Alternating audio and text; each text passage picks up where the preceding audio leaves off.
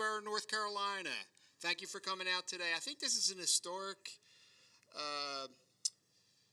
conversation we're going to have today. I think this is the first time we had both managers and both leaders of the county here together talking about their budgets and talking about some other things too. So we're excited about that. But I'm here for the AI Minute. Remember that? Right? We're all confused about AI, right? So remember your passwords.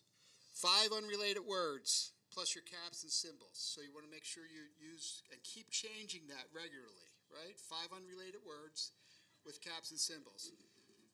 Reboot the NSA and the FBI have requested everybody start monthly rebooting their routers and modems.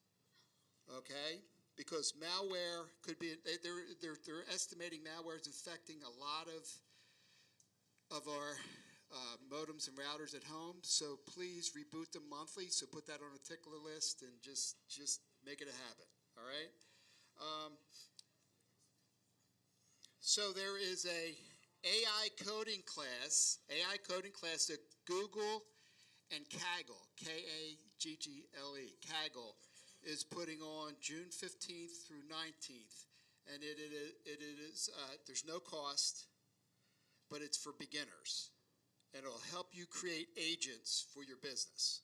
So and we're going to put this out on a blast, but it's free. There's 1.5 million people have already taken the class.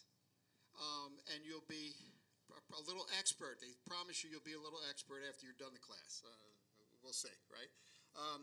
But you're going to learn about producing coding with natural language, meaning the way you talk. So think about that. Remember, it's June 15th through 19th, and that's it. That's a free class, and it'll let you start creating agents for your company. So we'll put that out on an email blast. Without any further ado, I'm going to introduce our 2026 President, Bill Wormuth. Thank you, Mike. You know, when he told me about that the other day, I had to Google what Kaggle was. So I guess that's a bad sign. Let's start off with what you came to hear, and that is the antitrust statement.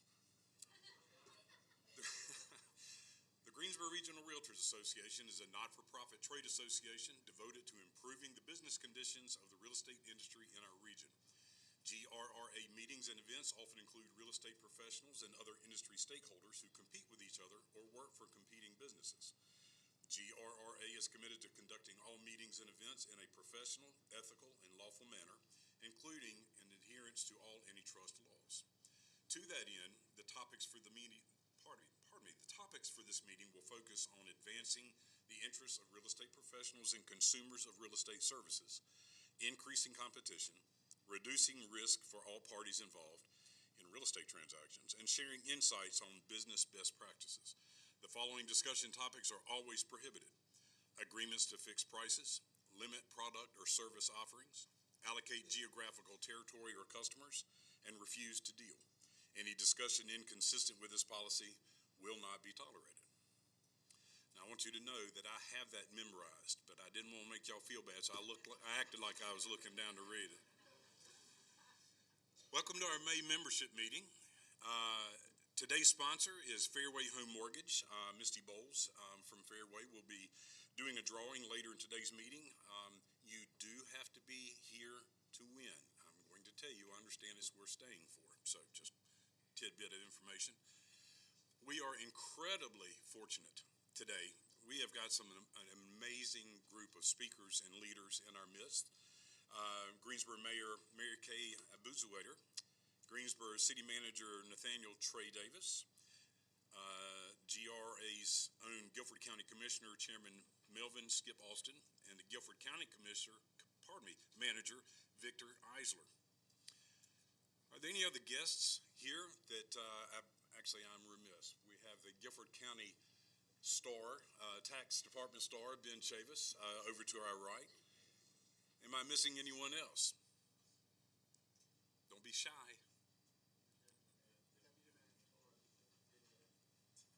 The Deputy Manager, sitting beside Mr. Chavis. Thanks, Skip. We are have Scott Thompson come up and do cares and concerns, an inspirational message, and the Pledge of Allegiance.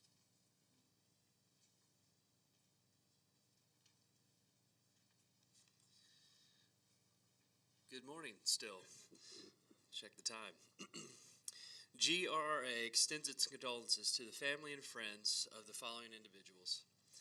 Wanda Joy Bell, the mother of GRRA member Lisa Bell Albertson, and grandmother of GRRA member Morgan Rice, passed away on Monday, April 6th. Please keep these members and their families in your thoughts and prayers. A donation will be made in their honor by the Greensboro Regional Realtors Foundation. You know, in times like these, when the world feels uncertain and our industry continues to shift, it's easy to focus on what's changing, what's difficult, and what's out of our control. But what if instead we focused on what hasn't changed? At our core, we are still professionals who guide people through some of the most important moments of their lives.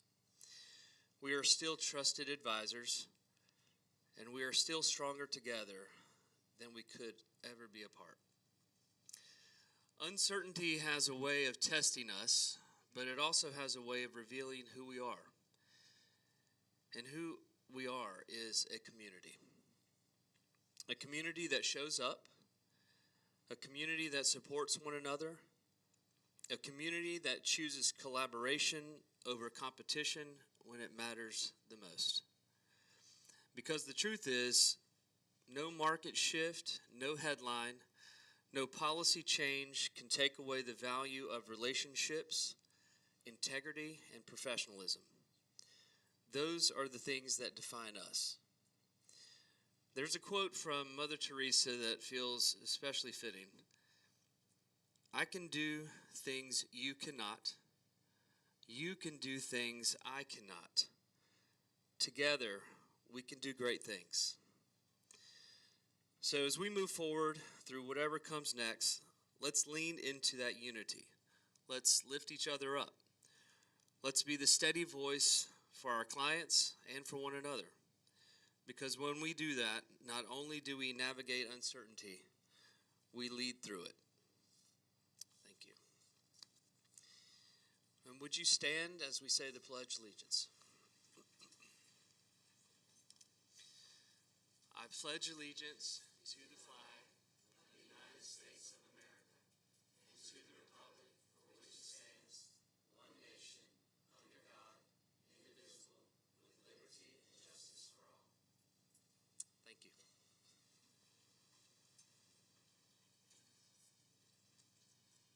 Thank you, Scott.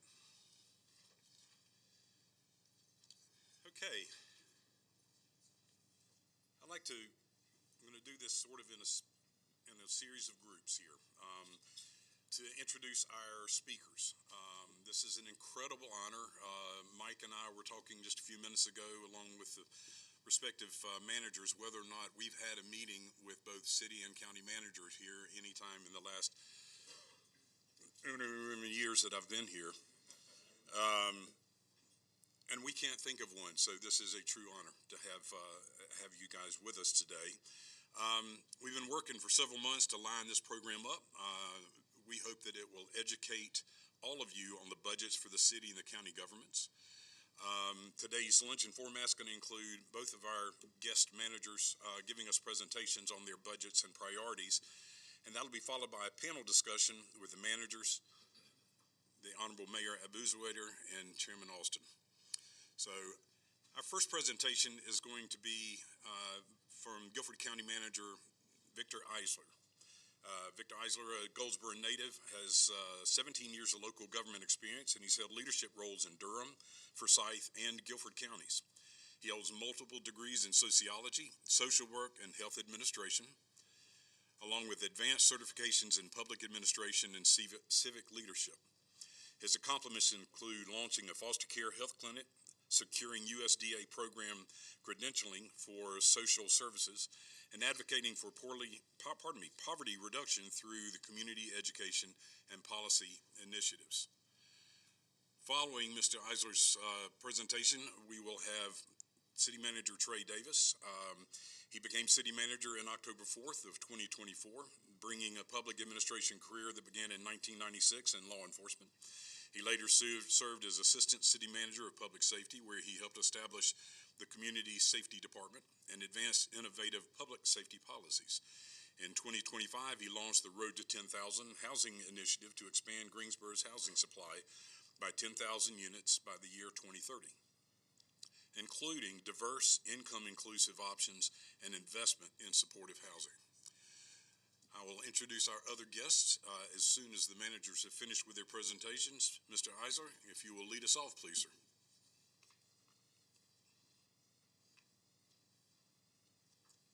Yes, sir. Thank you. All right, good afternoon to the Realtors Association. It is great to see you on this day. I do want to say thank you to Mr. Barr for the invite, as we wholeheartedly as a county believe that a level of transparency and engagement is absolutely critical, especially in a time of such as this. On behalf of the Board of County Commissioners, it has been an honor to work over the past 4 years for Guilford County. And what I can say is, as a public leader and servant, there is nothing more important than a community that decides what it cares about. And the voice of the Guilford County residents is clear, it's strong, it's meaningful, and it's aligned with the work that we do each and every day, all 3,000 employees, and through the representation of the leadership of our Board of County Commissioners. As we get started, I must acknowledge that at the end of the day, you have a job that I consider my dream job. And so when this is over, when local government is over, I hope to be able to lean into this space of being a realtor. Now, Chairman Alston, don't get rid of me too early. But at the end of the day, I wholeheartedly appreciate what you do. It goes noted. You support the work of our economy. You make sure that when we have newcomers to the community, that they are well in tune to the fabric of our community through neighborhoods, and you also help them build out their dreams as it relates to choice and selection of places that they call home. Now, I want to be a realtor because I love houses, and I'm like a little curious around that, and I find that work energizing, and so look forward to me coming aboard with you in the future years. I'm not going to give a date. But definitely I look forward to that. And so as a county, Guilford County, 650 plus square miles, over 550,000 residents, over 3,000 employees, led by 9 county commissioners, move forward around what you see in front of you as our county values. I get the pleasure each and every Monday to introduce these values to our new employees, and I ask for them to, in a willing way, lean into those values, so then therefore, whenever we encounter or engage with our residents across the community, that we can demonstrate consistency. And so these values are before you, and I hope that in your interactions with the county that you actually have seen us demonstrate that. Now, let's kind of start into a bigger conversation around this year's budget, FY27. What I want to do is to contextually talk about where we are in FY26, but then talk about community context, our operations, and how that moves forward into building a budget and a recommendation that will come from me this Thursday, but most importantly, a recommendation that would then be built based on the Board of County Commissioners' decision as an adopted budget. And so we move into that space of understanding that there are some lenses for me as your county manager that I have asked the Board of County Commissioners to work with me around, as well as our staff. And so number one is responsibility. At the end of the day, we have hundreds of statutes that we have to adhere to, like 7B in regards to how we work with children around abuse and neglect and dependency.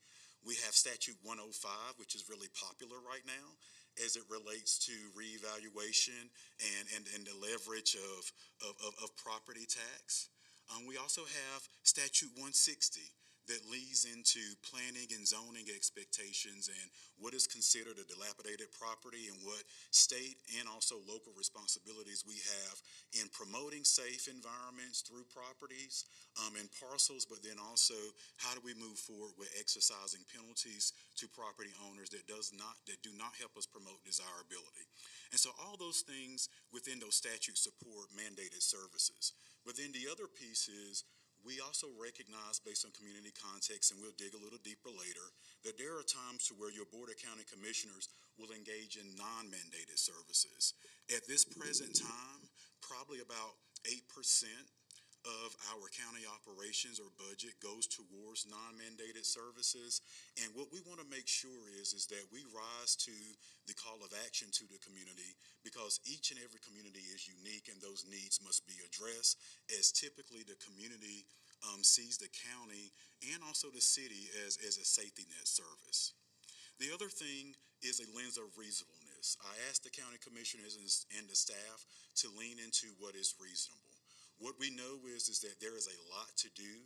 That net is extremely wide as it relates to interest, strategy, but then also needs. But how do we do it within a reasonable way year over year? I am pleased to say that some of our large-scale needs, like supporting GTCC and their capital planning to make sure that we have a workforce that has the needed certifications to respond to our economic development wins, or either GCS, making sure that children can learn in environments that are supportive, that we have to understand that those budgets year over year must connect with, one, our natural reoccurring revenue, and we'll talk about that later, but most importantly, that we align with their strategic interests and grow year over year.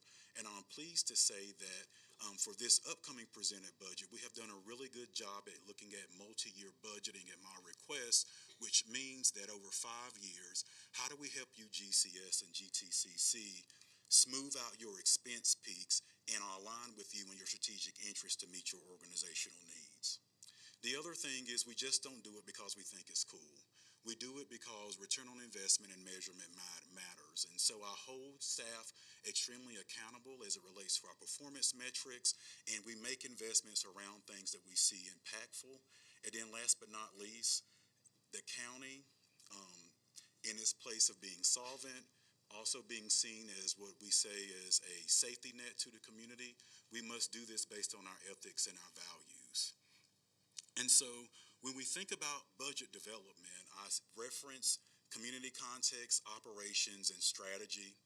And what we know is that we are all very aware of inflation and cost. There's no need for me to dig deeply into that.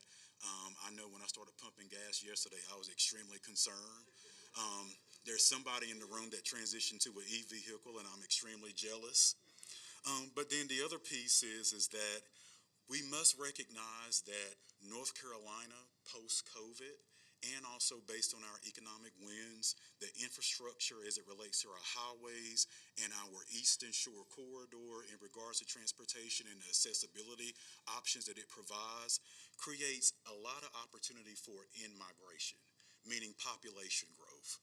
We have individuals, professionals coming to our community seeking work, but then also we are desirable.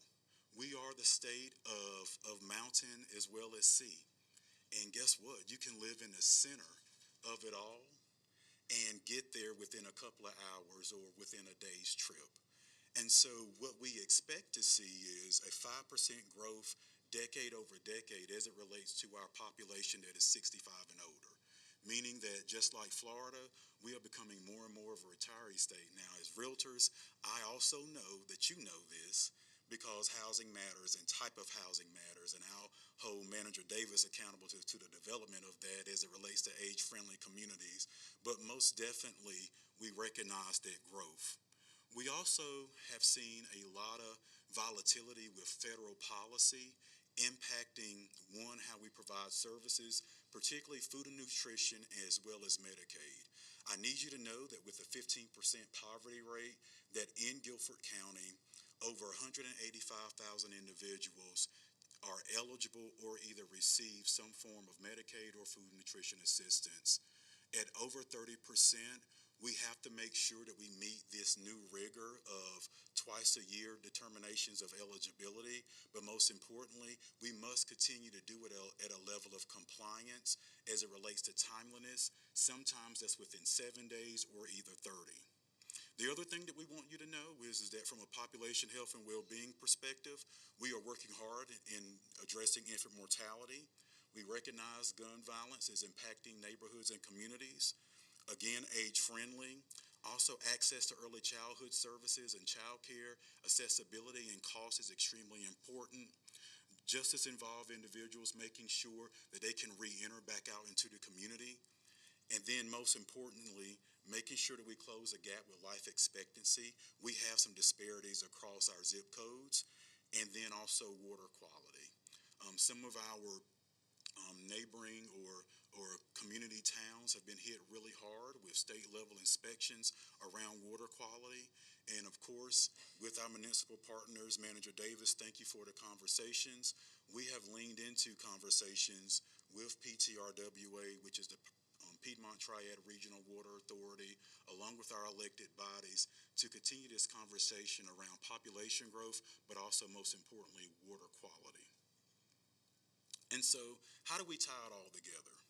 It is our goal as a county, and I've presented this strategic framework to say that we have a lot of needs, and at the end of the day, there's a need for us to anchor. All needs can't be addressed in each and every budget cycle, but we have to recognize what rise to some level of high relevance, and we want to promote the livability of each and every resident in Guilford County. I will not read this to you, but I hope that as you read it, it resonates with you. But most importantly, what we want you to know is that professionally, with our elected body and our staff, based on what you have given us as feedback, we are intentionally hitting all areas in this diagram as it relates to local government and how we show up for you.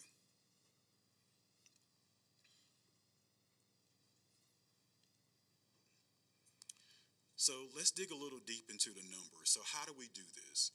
I spoke with you about anchoring, making sure that within reason we look at how do we engage in proper budgeting and respond to the community each and every year. We have to recognize our revenues. And so for this budget cycle, we adopted an $847 million budget. You should note that 64% of our revenues to support this budget is based on property tax. You also see our second largest, which is sales tax at $102 million, and then also federal and state funds at $93 million. Some things that I need you to know is that there is a lot of policy consideration that is moving projections for those three large categories. And that is extremely concerning for us as a county.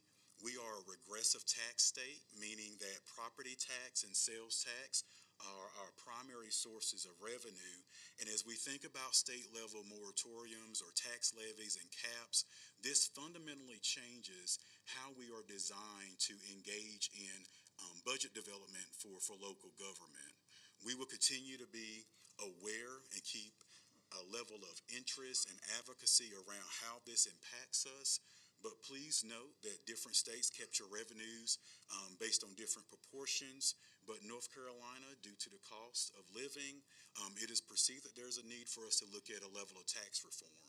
And so how do we as local government, both city and county, make sure that we continue to be responsive, but then also adjust to whatever changes may be on the horizon? The next component that I want to acknowledge is, where are we investing? And so as you look at our investments, about 57% of our functions are allotted to our county operations and also our relevant debt at 57%, or $482 million. Our K through 12 education, which is Guilford County schools, we designate around 39%, and about 4% goes to GTCC. And so when we think about why 39% is going to our public schools, it's an important note to make, is that as we look at state allocations, when budgets are not necessarily materialized, we have to work with our local schools to think about how do we cover gaps. Now, statutorily, we are responsible to support our schools in capital, meaning space, but most importantly, we have shown up over the years as it relates to teacher supplements, investments in technology, and then also looking at classified pay, meaning those with lowest wages, our bus drivers, our cafeteria workers. How do we make sure that even when we have state budget stalls, that we show up with the level of productivity for our fellow residents that is at market as it relates to wages? Like many counties, almost all 100 counties, we are showing up in this space. Our public schools across the state of North Carolina greatly appreciate it, but this is a great representation of our budget as it relates to cost. The next item that I want to recognize is understanding that when you look at our local dollars, meaning our most flexible property tax, that a little over 53% is allocated towards education. These are our flexible dollars. These are the funds where we can say, based on the direction of Board of County Commissioners, that we want to show up in different spaces and provide support. And for years, your Board of County Commissioners have shown up in the support of education. And of course, you see that our county operations based on property tax represents 47%. And so how do we do this? We do this recognizing that we work with the state as well as our cities. We have over 11 municipalities within the jurisdictional bounds of Guilford County, but most importantly, with our larger cities, High Point and Greensboro, we think about how we divide up services. And I know that we're going to engage in a conversation later in regards to collaboration and cost efficiency. But there are some things that we must do as a county that are represented in these, what I would say, the yellow space. We have to provide detention centers. We have to provide service delivery for public health. We have to make sure that we have a Register of Deeds department and the sheriff's office. We lean into services as it relates to our juvenile detention center. Now, in this orange space, it's a recognition that these are ways that we can collaborate. And so, for example, with library services, we collaborate with the City of Greensboro and High Point and Jamestown, as well as Gibsonville, to cost share library services. There are opportunities for us to look at how do we share and collaborate in the place of water and sewer. There are many counties and cities that collaborate in that space. We are not in that space. Historically, we used to have interlocal water agreements. However, at this point in time, that presents to be an opportunity. However, you do have states as well as counties and cities that are moving towards some level of integration in regards to water and sewer. And so this is a level of awareness as it relates to how we can collaborate. The other thing that I want to recognize is that whenever we think about building out the community to support growth, to support economic development, there are categories that the county is recognizing that we must engage in to be competitive, meaning that we want to be desirable. We want people to choose Guilford County. Our business climate and how we levy taxes, also looking at regulations in regards to planning and development and inspections. I know that that's important to you. We need to make sure that we are friendly as possible. As it relates to infrastructure, broadband is extremely important, particularly in our rural areas. Our workforce, how do we make sure that we have the infrastructure with GTCC to support our future growth in aerospace manufacturing and engineering? And then also, how do we support our community in the place of research and development? And so as we continue to invest in our county services, there are some things that you need to know. Our sheriff's office, as it relates to deputy coverage, as well as our EMS coverage, is extremely important to us, and safety rises to the top. We want to make sure that we're responsive. We want to make sure that you feel protected. Our Board of County Commissioners have made huge investments as it relates to compensation, and we have seen favorable trends as it relates to retaining staff and also lowering our vacancy rate with detention officers, emergency services, as well as our youth detention center. The other thing that I want to recognize is that we will continue to respond to the community as federal policy has pushed upon us Medicaid expansion. There have been over 46,000 people, new individuals eligible that we have processed over the past year and a half. With Child Protective Services, unfortunately, we continue to grow as having the highest number of children in foster care, which is extremely unfortunate. We are working with our court partners to make sure that those children are moving out of care. However, that room and board rate annually for those 750 plus youth costs us $15 million annually.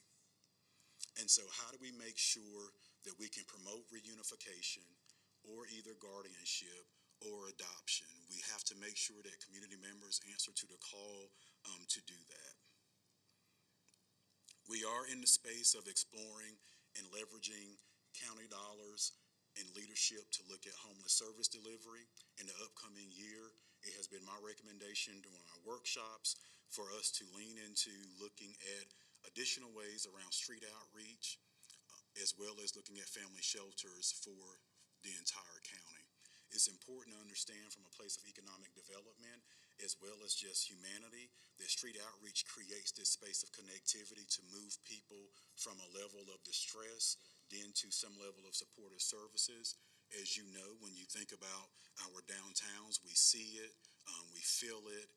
Many of you have probably provided some level of support to someone in need. We need street outreach staff to support these individuals. I do want to say a special thank you, particularly to our downtown businesses, for sometimes filling in the gap. Not sometimes, often most times, making sure that those individuals in distress are transitioned to needed supports on a day-to-day basis.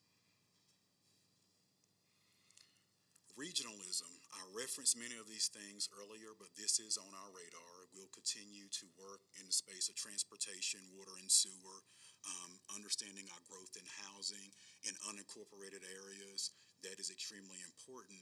But then also with transportation, we want to make sure that we have cross-county transportation, that individuals in High Point can use public transportation to get to work if that is at PTI based on the job opportunities. And so Commissioner Carly Cook is leveraging that initiative to make sure that we can grow in that space as well. And I do want to say thank you to PART as well as both cities for considering how do we collaborate with their cross-county mobility plan.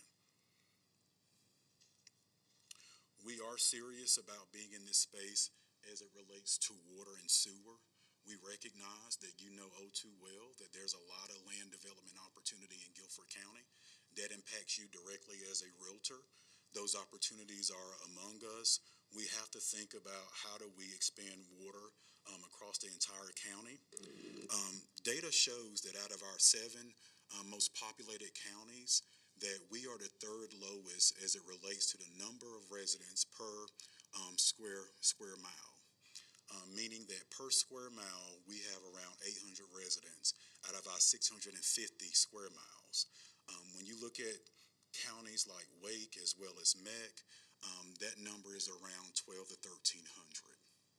And so when we think about the opportunity to better leverage the use of land, infrastructure is extremely important for us to be able to do that. We also have to recognize that we need to be present from a place of permitting, well inspections, as well as planning for new builds. I am pleased to say that we have spent over the past year, and this is very important to you as a realtor, spent a lot of time developing dashboards to make sure that our planning team, inspections, and also well team is responding as quickly as possible. We have done a lot of process improvement, and our new build turnaround time frame for our prospective part as a county has drastically advanced. I do want to say thank you to Chairman Alston for leading this charge about a year ago, but definitely our builders and contractors have expressed a great level of appreciation. We are going to move forward at some point in the next 90 days with a level of public-facing dashboarding, so then therefore the community can have a level of assurance around our permitting and inspection process.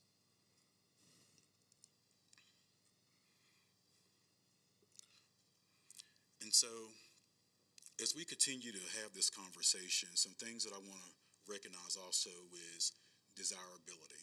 Parks and Rec.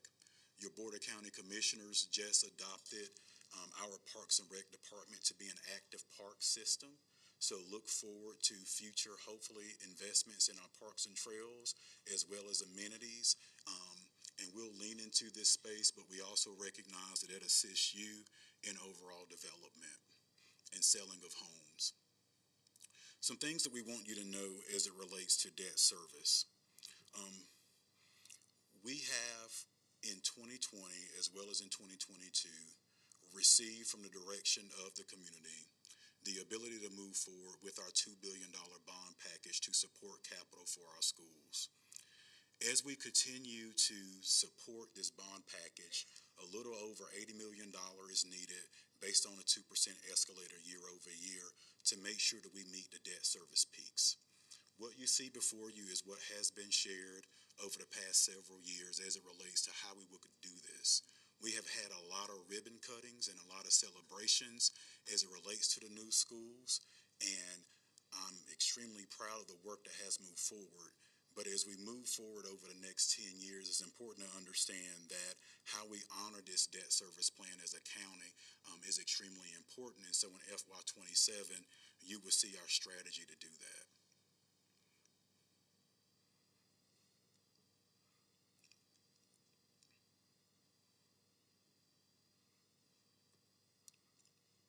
And so as I come to a close, some things I want you to recognize. We talked about a lot.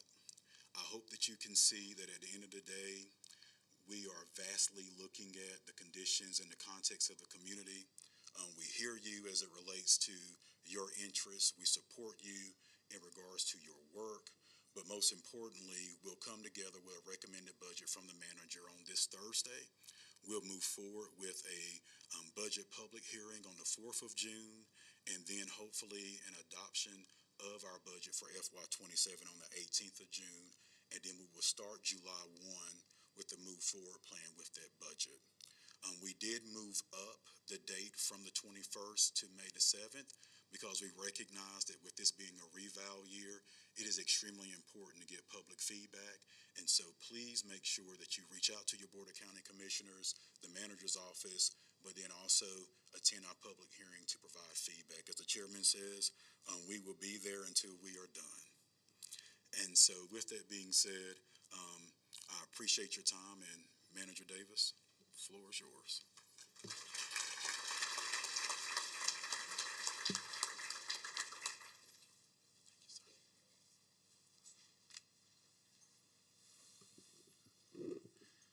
I guess Victor is a little bit taller than me. So I'm standing before you and important people that a lot of you came to see today, and that is our mayor and our chairman of our county commission. So I'm just going to give a few quick highlights. I do want to start at, I think, some significant dates for you. Thank you, Manager Isler, for that last slide. Our manager's recommended budget will be on May 19th. That'll be May 19th. Our first public hearing will be June 2nd. And our hopeful adoption of the recommended budget will be June 16th, as Victor noted. Just some quick highlights, and I'm gonna push through these things for you all, Bill and Mike, just so we can get to the most important part. But I do want to highlight from the city side of budget. I think this slide really gives an indication or highlights some of the things that Victor just talked about, which is, where we both are from the perspective of the county and the city, but then where we come together. Some of those things and services that you can provide. In our budget, and I'll get to a slide in just a minute here that talks about the total budget. It was about the same as the county's total budget last year, $830 million. But as you can see, the bulk of it are services and general services. $440 million in our general fund. That's your police that respond to your house. That's your firefighters who respond within 4 minutes to ensure that we have a standard of coverage. That's your solid waste collection that picks up your trash and recycling. In other areas that provide those general service for the strong quality of life in the city. Our enterprise fund are areas like our our water department, and a few other areas, but I'll just highlight water for just a moment. That is one of our fast-growing areas that we want to make sure we remain strong in. That ensures that as you all work in the spaces that you are, and I got to stop for a quick moment because this area is really important to something that I owe all of you credit for, and that is the road to 10,000. I want to say thank you because when we started that campaign, there were some folks that looked at me, there were some folks that had different things to say, but you all were very supportive. I'm happy to say that just over a year, we've already reached over 3,000 homes or 3,000 housing units. And not just because I'm in this room and not because it's a benefit to you guys, but this is very important. Victor talked about making sure that we have the right housing stock and the right housing capacity for where we're growing. It is tremendously important as we talk about whether it's talking about density, whether it's talking about housing type, housing affordability and attainability for folks in our community, housing that supports the large population of college and students that we have in our community. Those things are very important, and this partnership is tremendously important to me. A couple of other areas, our internal services, our debt services, our special revenue, that is some of the bid tax that we have, also like our Tanger and our War Memorial tax.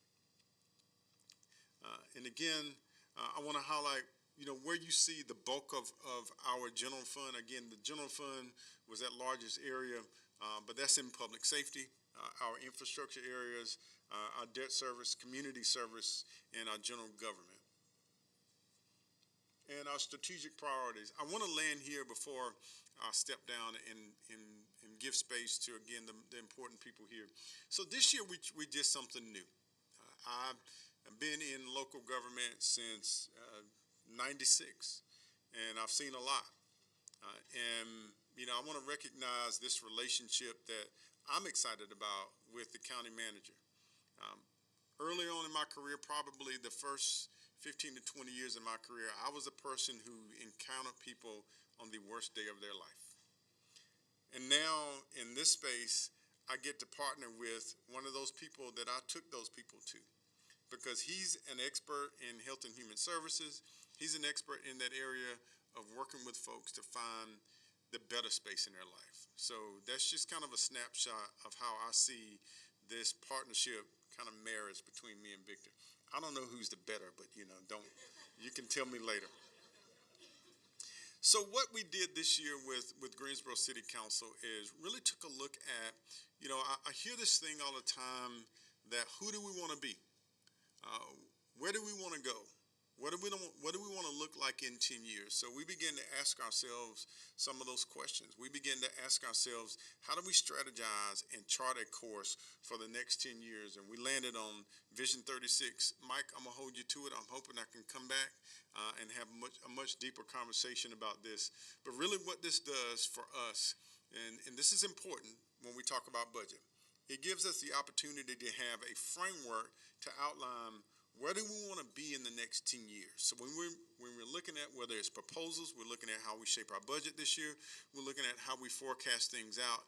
It's more than just thinking about next year. It is about how do we build a foundation for our city for the next 10 years? How do we align our investments? You've seen some recent policy work. That policy work is not just done in the cover of night, but it's done with hard conversations. It's done with the intentionality of how do we shape a Greensboro that we all want to see in the next 10 years.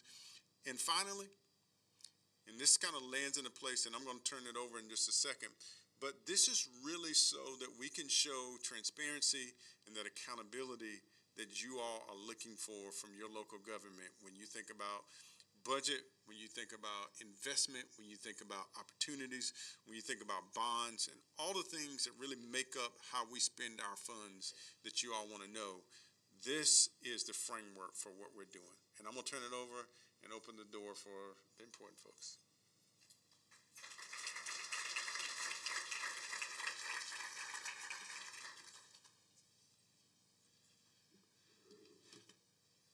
Thank you, gentlemen. All right, I learned a lot. It's great. At the risk of having people start throwing things at me, Maybe the reevaluation, maybe the painful process is a viable avenue to start opening discussions and make inroads into solutions in a variety of different areas. We appreciate your time and sharing your information. We have two other exceptional leaders in our midst. Immediately to my left is Guilford County Chair of Commissioners Skip Alston. Mr. Alston is a Durham native, a longtime public servant, business leader, and civil rights advocate who founded the Alston Realty Group, building a successful career in real estate and community development after moving to Greensboro in 1979. He represented District 8 on the Guilford County Board of Commissioners since '92, became his first African-American chairman in 2002, leading key initiatives to improve infrastructure and quality of life. In addition to his government service, Alston co-founded the International Civil Rights Center and Museum and has held prominent leadership roles within NAACP, reflecting his lifelong commitment to equity and social justice. Also with us is the Honorable Mayor Marikay Abuzuaiter. Marikay became Greensboro's 50th mayor after winning the November 25 municipal election, succeeding Nancy Vaughn. Prior to her initial city council appointment in 2011, Marikay spent more than 20 years as a small business owner in operating the Mahi's restaurant with her husband, Isa, am I pronouncing? Isa. I knew I would not get through this flawlessly. She's been deeply involved in community initiatives, including Mothers Standing Against Gun Violence, the Family Justice Center, and fundraising efforts that supported local fire and safety resources. What we're going to do is I'm going to move the podium, and I'm going to ask our two new leaders that I just introduced and the city and county managers to join me in these chairs, where I'm going to rapid fire throw really hard curveballs. I'm lying. We appreciate your presence, and we do look forward to delving in a little bit deeper. So would you join me, please?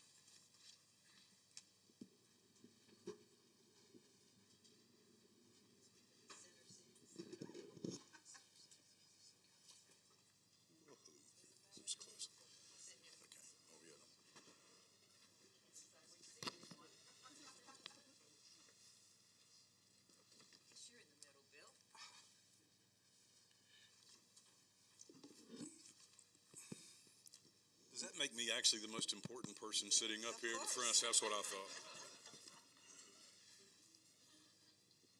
A couple of the questions that we have, actually, both of the managers touched on, and hopefully we can get some additional insight from the mayor and Chairman Alston.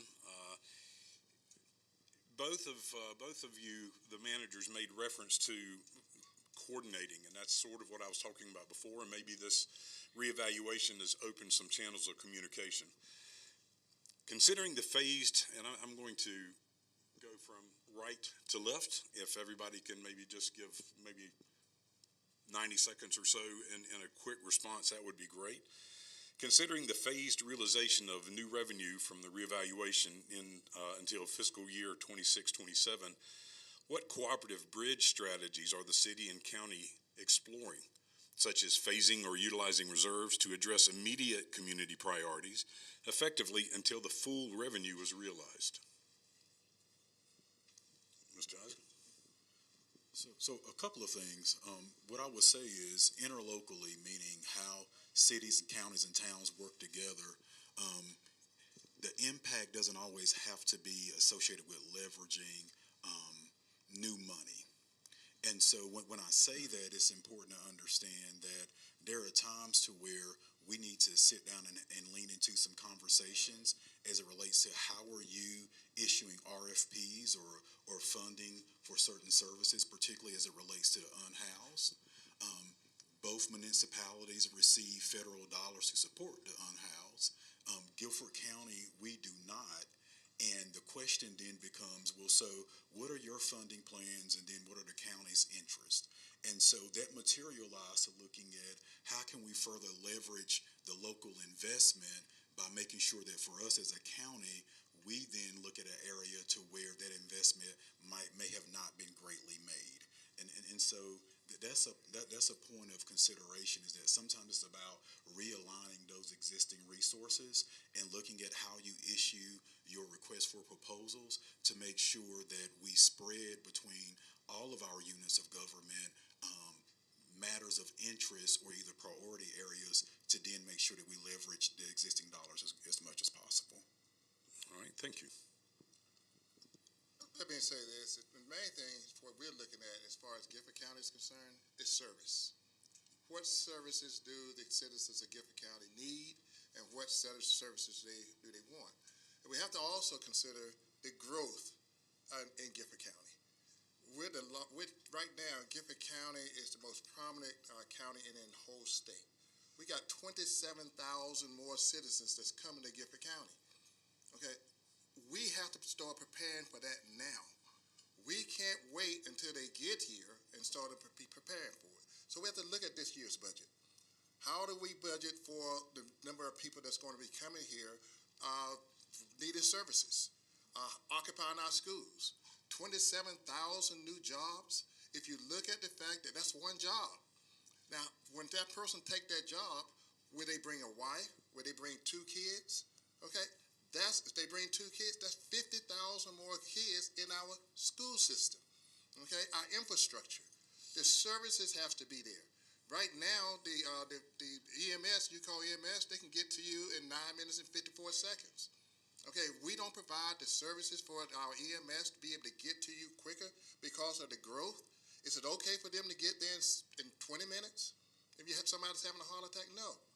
Okay, right now, your sheriff department can get to you in under 9 minutes and 54 seconds.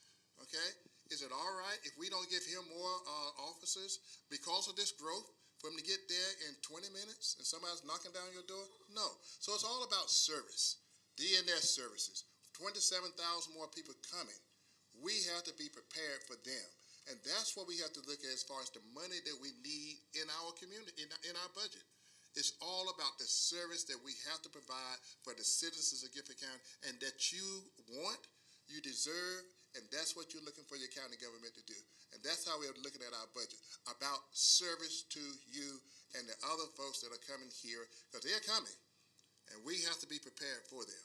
And we can't say we can't afford to put those roads, those services in this area because we didn't put enough in our budget. That's what this is all about. Thank you, Chairman. Mary Kay. So what I'm hearing is basically we need smart strategic growth. And that is, to me, one of the most important parts and aspects of this economic boom. I think we all know that we are going to need to consider more regional. I am chair of the Piedmont Triad Regional Council, which used to be the COG. I've been on there for 10 years, and I've learned so much about how regions can work together to solve a lot of the problems that they are facing. Now, when you get into things about Mr. Eisler mentioned the unhoused. Well, yes, Greensboro does quite a few things, but, you know, we need to work in collaboration because a lot of the unhoused are going through things that the county has the social services for, whether it's a mental health issue or a drug addiction, things like that. So we need to find more collaborations there. And the city of Greensboro is more than willing. We are all, I can actually, I believe, I don't speak for council, but I know that most of council is of the same mindset that we all need to work together to help solve these problems. About transportation, I've been chair of the Piedmont Authority for Regional Transportation. It's all regional. We've got to think all regional. It's not me. It's not just Greensboro. We've got to think about this globally in our region and our state because just for instance, we're all trying to do transportation, but what I found was we've got a lot of duplicative services. And I brought that up in several meetings because you'll see a bus, you'll see transportation, you'll see another one right behind it, things like that. And that is not a criticism of anyone. I want to make that perfectly clear. It's just that, okay, that one vehicle may be taking employees to Chapel Hill. Okay, so it wouldn't be stopping necessarily in Greensboro. But whatever we can do to work together, I think is to me the largest part. We don't want it to take away any monies from this one or that one, but just for instance, Greensboro does a lot of homeless outreach. We have GSO Home, where they actually go out and speak to those in encampments and those who are on the streets. I know I keep coming back to the homeless issue, but I think that's one of the main topics that is on most everyone's mind. How are we going to get to the part where we have all of the housing we need for the people that are coming? Well, several of them, including Jet Zero, they're not all coming overnight. We do have a little bit of time on some of these companies. And as our city manager said, we've already reached over 3,000 on the road to 10,000. That's enormous. And we need your help to help us figure out how we can do this faster if we need to, but we need to be strategic. We know we need infill development, but you need to help us with that. So it's not just me or electeds or anyone else. We all need to be in the room talking about all of these things. And I took too much time. Thank you. A couple things come to mind, but first, it's about building relationships.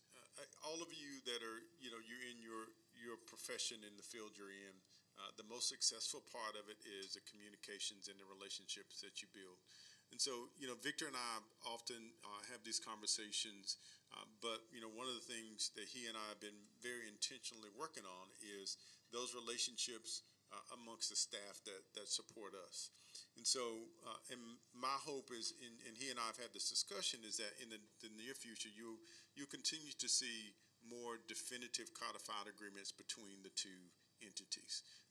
One big one that comes to mind is how we partner together to support. If you pick up the phone and call 911 in Guilford County, then you're supported by Guilford Metro 911. That is a very definitive partnership between the city and the county to both support that, funding that service, that fundamental service for this community, along with the state. So it can happen, and I believe there are a few pain points in our ecosystem right now that we'll continue to have the conversation come together. But I go back to where it starts. It starts with the relationships that we built with one another, communicating, being very vulnerable at where we need help, where we need each other to lean in a little bit more, or where we may need advice on things that he may be better at addressing than I am. If I may, I want to build upon a statement that the chairman and also the mayor made, particularly as it relates to growth, but then also with transportation. I'm extremely proud that the Board of County Commissioners took some of our ARPA funding to think in an innovative way around transportation. And if the chairman can recall, there was a lot of conversation, and if our municipal partners can recall, it was just kind of like, well, what are y'all doing investing in transportation with your ARPA funding? And it was not about the service. What it was about was a recognition that as the county, we can help in solving hard-scale problems by leveraging funds to be a convener and a facilitator. And we received a lot of wins from that. We were able to work with the City of High Point, the City of Greensboro, part to lean into, one, adopting a resolution to support cross-county mobility, but then also think about it regionally. And then we will continue to explore what does it mean to have micro-transit within our community contextually, within the county, within our municipalities, but then also regionally. And so there is power in convening, and it helps in most times pull us from out of our perspective corners, because we can get really busy trying to keep all this in the middle of the road, to make sure that we can do strategic things and leverage the existing assets that we have before us. The chairman said it's all about one Guilford. Thank you. Obviously, Mr. Eisler, you were peeking at my questions coming up. Actually, all of you were. I have good eyesight. Actually, all of you were, because it's one of the nice things as a citizen to hear you all speak. There's a fair amount of continuity between what you all are identifying as the areas where attention is needed and how you are sharing the load and cooperating on getting some of that done. Law enforcement, EMS, hot buttons, I know. Transportation, hot buttons, I know. Where you all are finding common ground to work together, though, are the services truly redundant? And if they are, can those funds be strategically reinvested, be it for emergency services or be it for transportation? I'm going to start at the other end and ask Mr. Davis to start this one off, please, sir. I think the first, and a lot has been talked about regarding transportation, and that is definitely an area that the city is stepping in and stepping up to that conversation to help with. It's really about how do we make sure we're providing the level of transportation and advancing our thinking around transportation for where our community is going.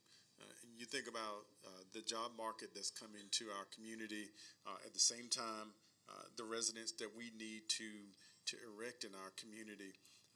Folks aren't just thinking about a City of Greensboro line, or they're not thinking about, if they live in the county. They're just thinking about, how easy is it for me to access, to get to where I want to go?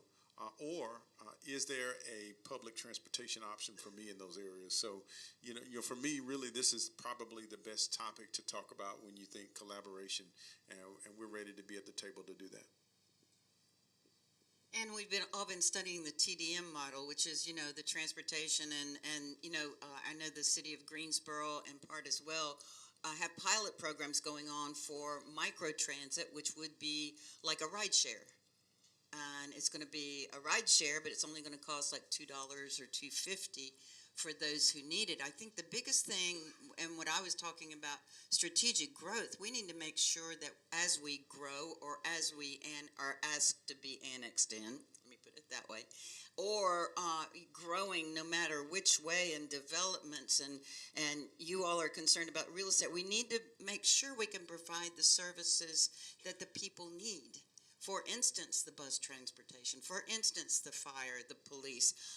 We're looking at building 2 new fire stations just to do that, and we have memorandums of understanding and interlocal agreements on a lot of things like fire. So I don't want people to think that we don't work together and don't collaborate. We've just last week collaborated on a grant for reentry. So, things like that we work very well with our partners on. It's just that we need to sit down and have more of those discussions, and that is, as a city manager and the county manager both stated, it is about building those relationships. It is about agreeing to come to the table and not get angry, or, and not, like come in like there's only one way to do this. We've got to be able to discuss. And in that, we show respect. I think one thing this group might be interested in is, number one, is building. Okay, a couple of months ago, I convened a meeting with the city managers of High Point, Greensboro, and our Guilford County Development Department, Planning Department, and permits to see how can we get a uniform building permit program going. How everybody can be on the same page as far as planning is concerned. Okay, if you go to this county, you got one set of rules. You go to the City of Greensboro and High Point. How can we get on the same page and speed that process up so we can put houses out there for our citizens that need them? Also, talk with the rural community, the rural elected officials and mayors about density. Okay, we have to make sure that we look at density. The days of having one house on 10 acres of land or 5 acres of land, it's probably gone. We have to be able to build more homes on more acreage in order to get the supply of the homes that we need in our community. That's what we've been working on. How can we do that together so we can speed up the process so developers don't have to wait 6 months to a year to get permits in order to grading, things of that nature, in order to get the hard work out of our departments to be able to do the work that the developers and the builders need. So we're looking at that. How can we might be able to get them a little bit more uniform so we can have more easier process of getting houses on the market. Sounds like to me that the chairman is announcing the new road to 100K. Huh? And if I could just interject one thing, yeah, I know I was talking about transportation and buses and things, but one small example, which is very successful, is GTA and several of the other entities, High Point, Winston, that are in the Piedmont Authority for Regional Transportation, that's 10 counties, we're all going to be using one card. So I think this is perfect because it shows that when you have that regional collaboration, you can come together and, as Chair Alston said, come up with some solutions that everybody can get on board with. So now, and I know that's a minor example, but, you know, instead of having a GTA card and a Park card and a High Point card and a Chapel Hill card, you're going to have one card. And I think that's exactly what he's talking about with, like, the permitting. We need to look at more of that. We need to. Okay.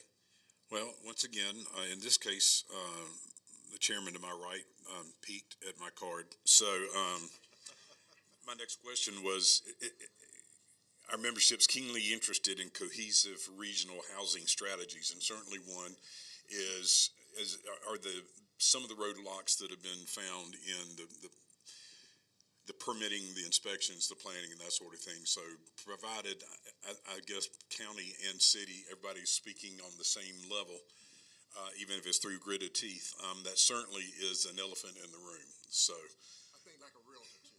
yeah. I do want to get a plug in before the chairman says anything to you. I'm hiring when you decide to get out of county management. I'm needing some more realtors.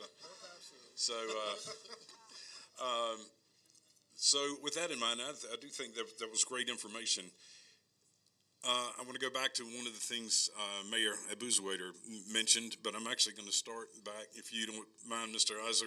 The city and county jointly develop and fund measurable approaches that are, how are we going to do that effectively for attracting new workforce to Guilford County, while also comprehensively addressing the region's existing critical housing needs specific to, starting with the elephant in the room, the homelessness and unsheltered. And I've got about 3 or 4 bullets here, so everybody gets one. So if you don't mind starting with that one, that would be great. So, as we lean into solutions to support the unhoused, what I want to recognize is that there's a subset of individuals that are unhoused that fall into this category of severe persistent mental illness. And what I don't want to do is stigmatize those that are unhoused to say that they are mentally ill. What I am going to say is that research shows that there is a strong correlation and prevalence of chronic homelessness and also severe persistent mental illness. What we have to do is to continue interlocally. The City of Greensboro, they have a great outreach team that has been baked into starting off within their law enforcement, but then they have this softer touch. But what we also recognize is for those serious, persistently mentally ill individuals, once they are receiving some level of acute care service, hospitalization typically, we have to make sure that we have someone working with them post-discharge that is making sure that they are engaged in what we call a long-acting injectable, meaning that their medication management, routine, and consistency of that creates an opportunity for them to then be clearer, more sound, more engaging, and then support them and connect them with some of the permanent supportive housing resources. We have some gaps with that level of coaching and case management support. Now, what we do have is a behavioral health center that is partially funded by the county of around $4 million in partnership with Cone Health that will offer long-acting injectables and also outpatient therapy for those that are uninsured. But we have to continue to build those navigation services because there are times to where for those 5 that we see downtown that sometimes we discuss, they need some level of navigation and ongoing support to make them, help them in that transition. And so I think starting there with navigation and connecting to the resources that are already there is going to be really big for us. All right, that sounds wonderful. Mayor Abuzuaiter, I'm going to give you one since I think you have a vested interest in this part of it as well. How are we going, or how will the county and the city pool the resources and look at ensuring essential workforce housing for our infrastructure, for our law enforcement, for firefighters, for teachers, et cetera? Okay, so, we do need to sit down and collaborate more, because that way we could actually offer more. Greensboro already has a program. It's called Homes for Heroes. And if you are a law enforcement personnel, and that could include GM 911, that could include, police, fire, any of those areas, sworn or non-sworn. And if you are a teacher, you qualify as a hero. You can get, now there are qualifications that you must complete, but you can get up to $30,000 for a down payment. And yes, I've had a few people say, well, that can't be true, but it is true. We have given out quite a bit of that. Sophia's back there nodding her head. Yes, it is true. So, we have been looking ahead for that for a long time. We wanted to do something, so we have funds, and therefore we have done this. I did want to step back on the unhoused just a hair more, on the fact that Greensboro is already doing permanent supportive housing. We have just completed a contract with a company and the site where the Regency Inn was, and services will be wrapped around people who are experiencing being unsheltered. So those things are so important. I think with some further collaborations, we could pool resources and funds, and everyone could walk away and say, they are working together and really doing something about this. I think that's the question that I hear in the community. What is everybody doing about this? And I think those things are very important to highlight. Thank you, Mayor. Mr. Davis, I got an underhand pitch for you. We appreciate the city manager's efforts towards reaching the 10,000 plus housing units and the dialogue we have had with city staff. And I will tell you, the city's been great communicating with us, as has the county. To support sociable housing development and aligned long-term growth, what zoning and land use conversations are currently underway to streamline the process across both city and county jurisdictions to expand the housing? So first, I want to give another thank you to this group and a few others that have invited in, whether it's our task force or just the opportunity to engage. I do want to give Mike a plug. First of all, I just need everybody to know that Mike stops by my house at least once a week and says, "Did you get my email?" And I'm just joking. I try to make small talk, but he's not having it. If anybody knows Mike, you know that tracks. But what we've done is very intentionally with our task force with the Road to 10K started out. So over the next couple of weeks and months, what you'll see is some proposals for just what you're saying. What type of zoning regulations can we change? What are some areas that have been hurdles that we can address? How can we streamline some of those processes that essentially, if there's a developer that you may be working with, and that developer is essentially saying, hey, time is money, how can we address those things? Very similarly to what the county has done with some of the feedback they got from developers. We wanted to make sure that our processes along the way in that development process were addressed. And let me just say this: it's not only about streamlining, but it's really at its core about true customer service. So if we are saying we have a goal, then what are we doing internally to ensure that we're doing everything that we can, that goal is being met and being met in an expeditious way? I do want to touch on for a quick moment that a couple times it's been said about the different types of housing that we need, whether it's workforce or some of those other I think those missing pieces or those gaps that we have in our stock. So we're being really intentional about whether it's recruiting folks that can develop those things that we need, making sure that when we do receive permits or receive applications, that they do meet those things that we are looking for and that we need as a community. Thank you.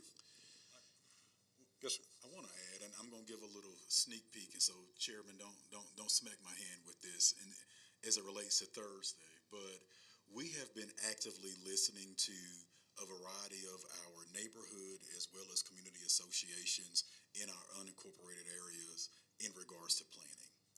And so we are looking at leveraging our budget to support small area plans in certain areas of the county to create opportunities for development. Specifically, when we think about cost of housing, land opportunities in our unincorporated area could help drive down costs as it relates to that new bill.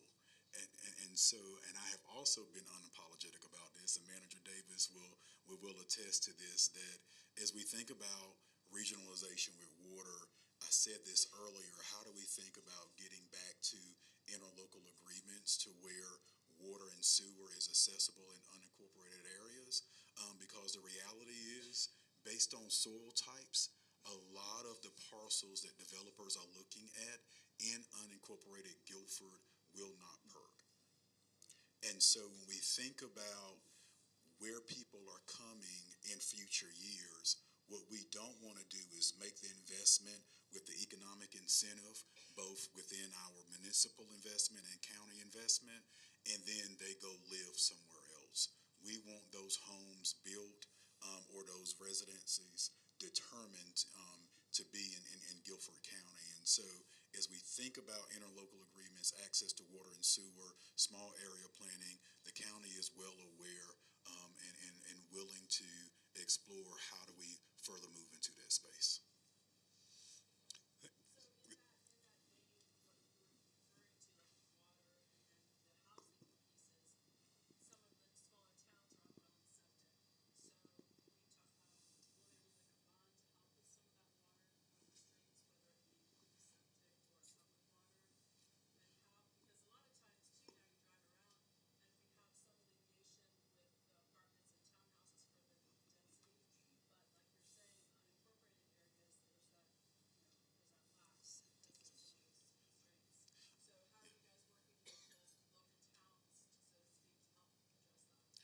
I think that's a very fair question. As the chairman referenced, we had some very insightful conversations with our town managers as well as mayors.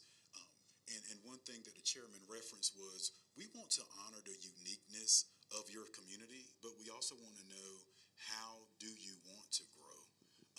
And we have to continue, as Manager Davis referenced, lean into those cross jurisdictional conversations that may sometimes be hard, but recognize our communities and those towns' uniqueness, but then also think about, yes, those opportunities, what does it look like for us to think about using 2/3 bonds to lay infrastructure, but then also a recognition that when you look at collaborative communities in water and sewer across the state, the increase of users also helps drive down some of that cost.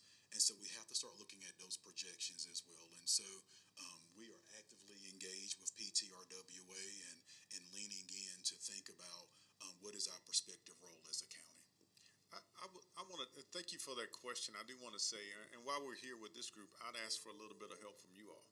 As I know from the city standpoint, we're having conversations with, I'm sure you've heard, with areas like Pleasant Garden, Sedalia, and oftentimes when we get into those conversations, it's because there are challenges or some like an aging infrastructure. But why do we have to wait until then?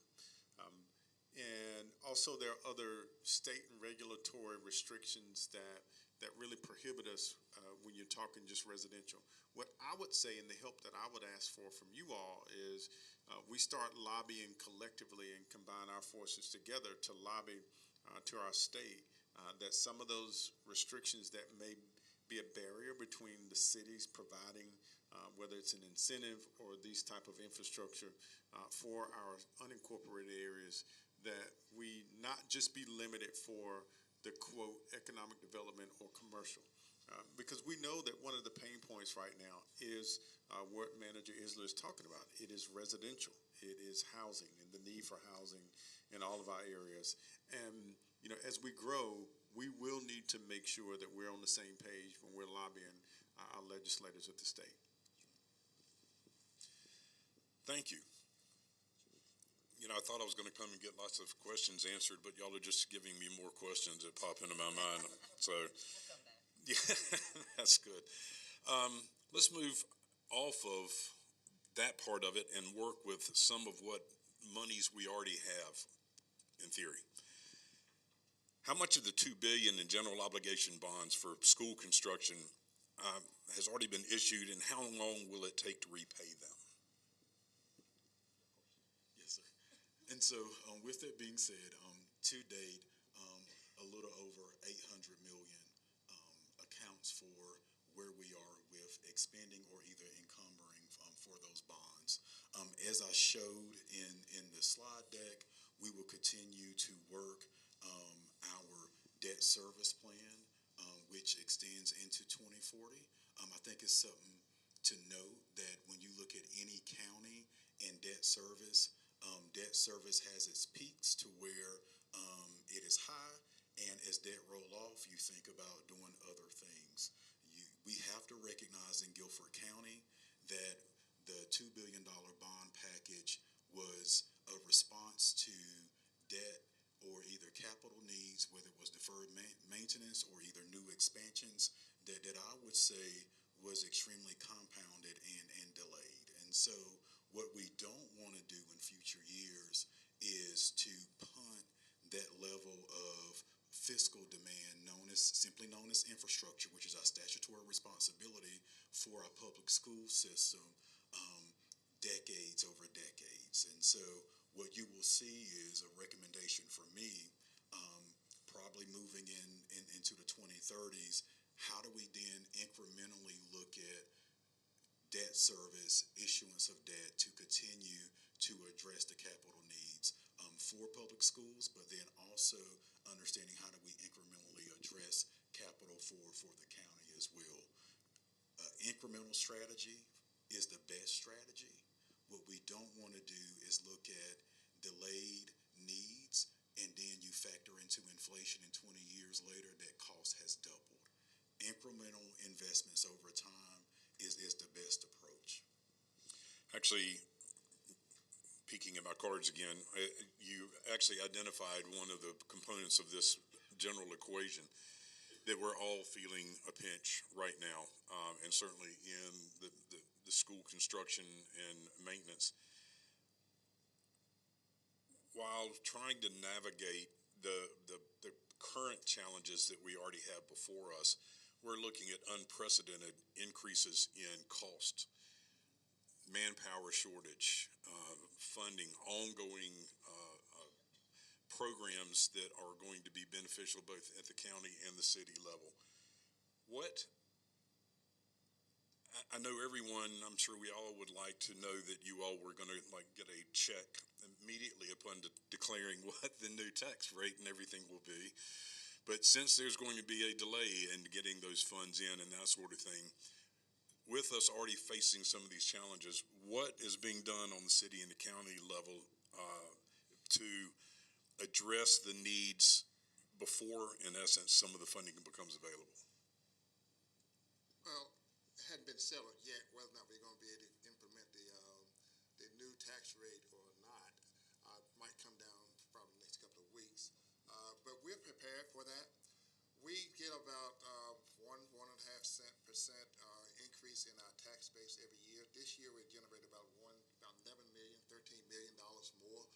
We're talking with the school systems and letting them know that we might not be able to get them as much this year if that bill was to pass. If it doesn't pass, we're going to be working with them. The quarter cents sales tax is going to be on the ballot in November, and we hope that we'll be able to get that passed. That would generate about $20 million more for the school system. About $5 million of that would be going to GTCC, and then another 1.5% or so to the rural fire districts and some of the other rural communities. So hopefully that bill will pass. They won't get those funds until probably kind of March or April of next year, because it'll be on the ballot this year in November. You'll vote on it, and then that's when they'll start getting the money sometime in March of next year. They want funds now. Don't know if we'll be able to do that. It's with this situation, if this situation happens, to about $28–30 million they're asking for in their budget. We won't be able to do that because the funds won't be there. And the last thing we want to do is increase the tax rate at this particular time. And that's the only other way we'll be able to get funds. But I, for one, would not be in favor of that. We will have to do what we can with the funds that we have available for this year and the small amount of growth in order to wait for next year. How that's going to happen, I don't know what is going to happen with that, the bill. But if it does happen, we will be okay. We're talking with the school systems now. The manager's talking with his departments to make sure that they are also be prepared to provide the services again that the citizens are going to need going forth this year. So how that's going to happen, we don't know, but we will be prepared in order to address some of those issues, but not all of those issues. All right, thank you. Yes, Walt?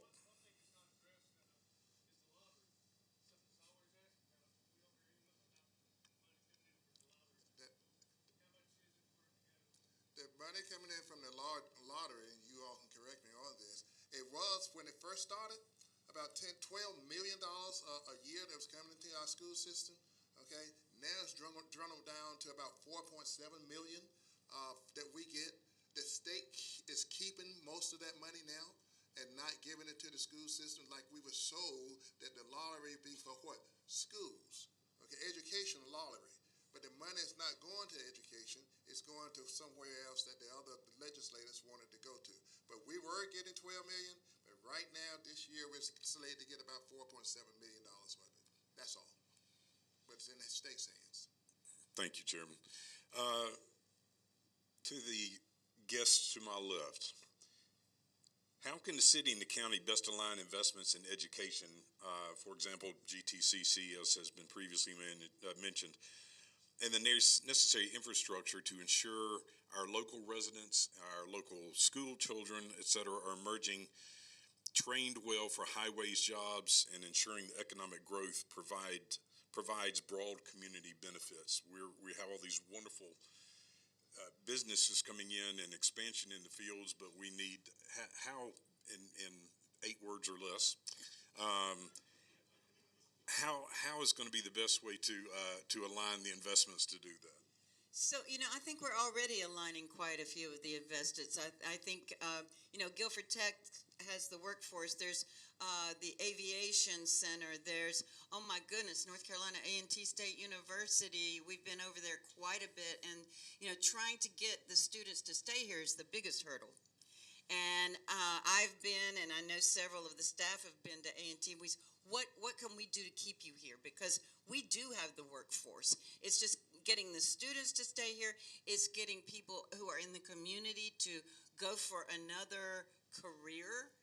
Think about that, because a lot of them have the knowledge and expertise and experience that is needed in the workforce, but they can be trained on many of the manufacturing or the, Toyota isn't just hiring manufacturing people. It needs HR people. It needs everybody.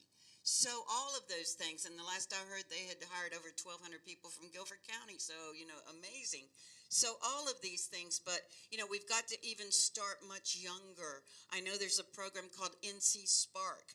UNCG had an event about NC Spark. That is putting the love of the STEM into young boys and girls in our public schools, and it's working. So, I think we do have the workforce here. We just have to learn how to nurture it and how to keep it going. Guilford Tech, of course. One of the biggest things I keep hearing is they need transportation, though. And that's why I get on my high horse about transportation. That could take a whole 2 hours. So, anyway. Bill, in 8 words or less. So the superintendent has an initiative called Guilford Guarantee. And so one of the things you'll see in part of the city's budget is allocating funds from our transportation area to make sure that students in schools that historically cannot have access to some of the programs that GTCC has created for aviation and other advanced areas, we provide that bus transportation for them. It's taken a little bit longer because this community is not as used to public transportation, but we'll continue to promote it. The superintendent and I had some conversations about ensuring that those opportunities are there. I think she's also having conversation with High Point. So look for that program to progress. So think about 4 schools in Greensboro, at least 2 schools in High Point, that students that historically don't have access to some of those programs that can just literally change your life. Those are the things that we're going to commit to do, and that's part of a collaboration.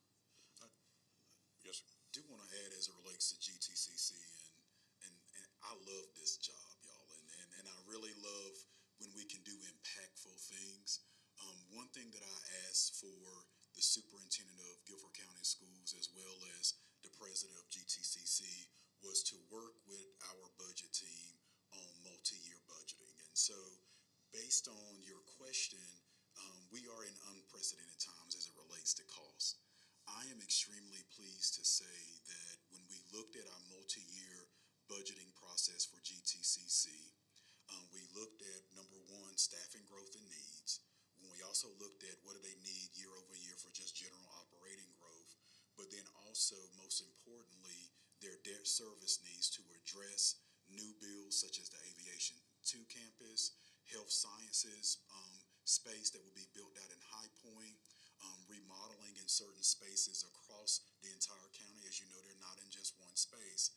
We were able to acknowledge that this is what you can get done within 5 years. And when we look at the current debt service allocation from this current year, we were able to shift those dollars to operations to meet those needs. And I'm pleased to say that I think I have a level of great satisfaction with Dr. Clark. I know I have a great level of satisfaction as the county manager that we presented in a work session a move forward plan to respond to the economic growth for those new build out of spaces that still holds their budget flat. And so when you think about multi-year budgeting, there are opportunities for us to continue to do the great work, but also make sure that we're good fiscal stewards. And I'm extremely excited about where we're going, but it's also with no new revenue. We really reallocated funds. Thank you all so much. And I've only got 73 more questions. But with that in mind, if you don't mind, we will ask you all to return another time. But you've been so forthcoming with information. We so appreciate your time.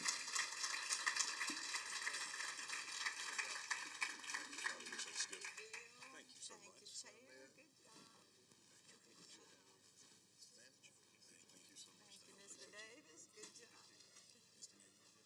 All right, I've got about 2 minutes of housekeeping, and then I promise you I will let you go. First of all, also, we have a sponsor that I would like to invite up. Misty, I see her. Do I see her? Misty? Oh. Our sponsor today, again, is Fairway Home Mortgage, and Misty Bowles is here, and she's going to do a drawing, and you must be here to be a winner. Misty, jump right in. Hi, my name's Misty Bowles with Fairway Home Mortgage. My husband Randall and I have a lending team there. We're really happy to be here today and more happy to work alongside you. We know you have a lot of choices when it comes to your lending partners, and we're often asked what sets us apart. For us, it's simple. It's our commitment to our clients and our community. We also know our clients' lives don't happen during normal business hours, so we're not a 9-to-5 lender. We're your start to close lender. We meet clients where they are to get them to where they need to be. And so now for the fun part, let's get some winners and get you guys out of here. First place is a 4-pack to a Thursday night Grasshoppers game against the Winston-Salem Dash. And the winner is Evan Essick. She's not here. We will draw again. Sorry about that, Evan. Ralph Thomas.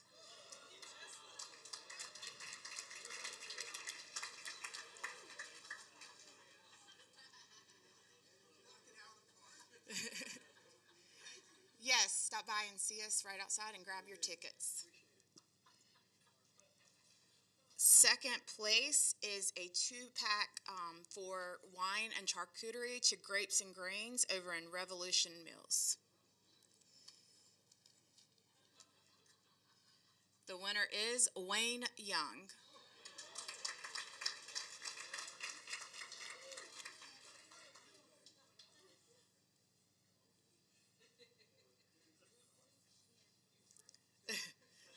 Yes, stop by and see us. We'll give you your gift card at the table. And third place is a Fairway Survival Kit. We'll have your bag at the table. And the winner is Olivia Armstrong.